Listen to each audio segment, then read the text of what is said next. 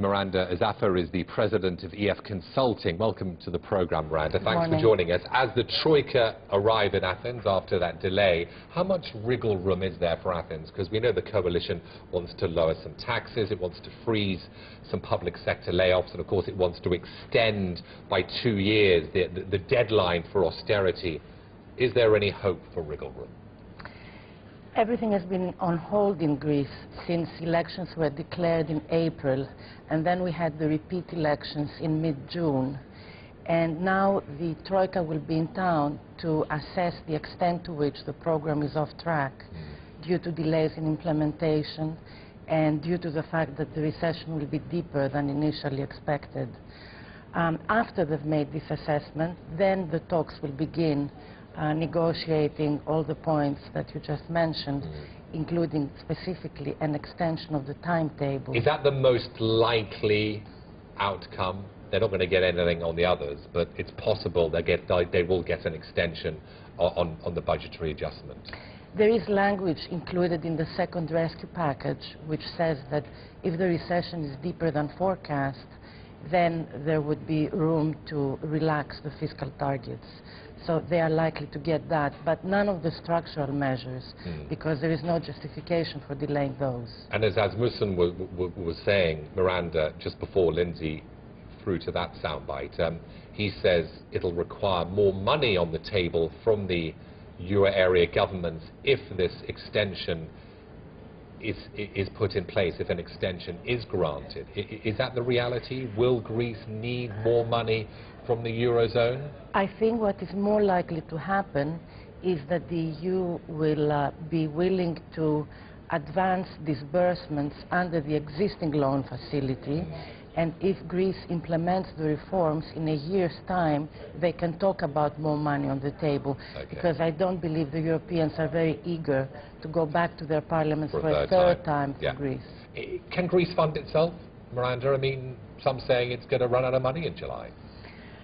In a sense, it has already run out of money because there are arrears in excess of 7 billion outstanding to suppliers and to exporters who are waiting for their VAT refunds. But there is also 3 billion on reserve, which would need the Troika's approval to be disbursed. So that's standing by in case it's needed. So you're confident it'll be okay? Yes. What ultimately will the Troika do when it comes to Greece? I mean, are we looking, you're Greek in origin, are we looking, maybe not now, maybe not in a few months, at Greece ultimately having to leave the eurozone just principally because it can't stick to these guidelines? 85% of Greeks want to stay, and I think it would be suicidal for any government to leave Greece outside the euro area. I suppose that says it pretty clearly. Talk to me about Europe, Miranda. The big EU leaders summit, of course, took place on Friday. There have been lots of announcements. Markets rallied on the news. But already we've had some guests on this morning talk about the implementation risk, talking about the holes, talking about many issues that still haven't been answered. Are you more positive than the majority, than the rest? I would say so. I mean, the euro area is at a crucial juncture where it has to show that it's fully committed to completing the monetary union with fiscal and banking union. So they need to come up with a common supervisory framework, deposit insurance, bank resolution, like a pan-European FDIC. And they've taken some steps in that direction on Friday.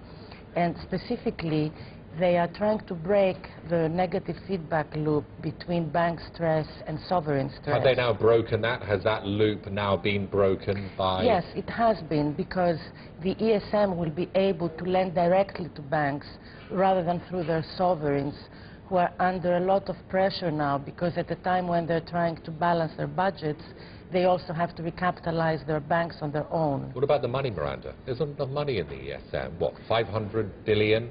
We know that the total debt of Spain and Italy is over 2 trillion. It's barely 20% of the requirement. So more money needs to somehow appear from. And they didn't talk about that on Friday, but I'm sure they will have to sooner or later. So the detail, the devil is in the detail.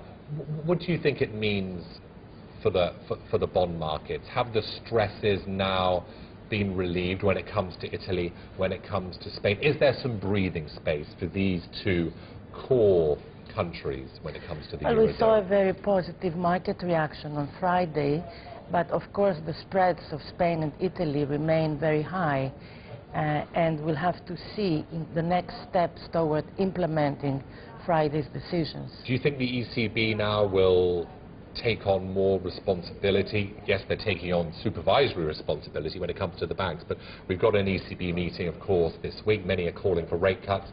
Will the ECB start buying periphery debt? Will the ECB start looking at more unconventional measures? Is it now back to the ECB? The ball is back in its court. I think it's probably the ESM/EFSF that might do the buying, but the question is, do they have enough funds? And so it comes back to the question of who will put more money on the table. And who will it be? Germany. Who else? It always comes back to Germany. Miranda, thank you very much indeed. Miranda Xafa there, President of EF Consulting. Thank you, Miranda.